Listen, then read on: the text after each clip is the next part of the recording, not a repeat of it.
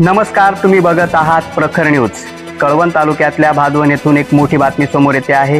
गिरणा नदी काठच्या परिसरात शेतकरी कैलास जाधव यांच्या शेताजवळ वन विभागानं लावलेल्या पिंजऱ्यात अवघ्या 6 तासात बिबट्या जेरबंद करण्यात यश आलंय।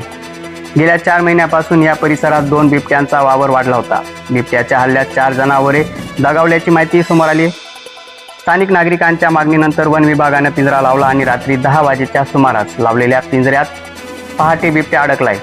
दरम्यान परिसरातून अजून एक बिबट्या असल्याची भीती व्यक्त करण्यात येत असून तत्काळ दुसरा पिंजरा लावण्याची मागणी शेतकऱ्यांनी केली।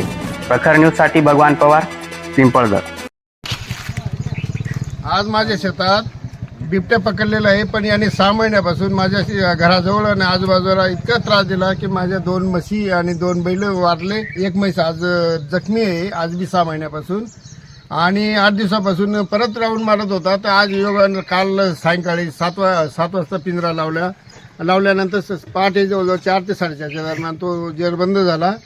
आणि वन विभागाने माझे त्या मयत झालेले बैल गाई म्हशी जे त्यांचं पंचनामा करून मला मदत भरपाई मिळावी आणि परत अजून एक बिबट्या आहे तो परत पिंजरा लावायची तयारी करावी।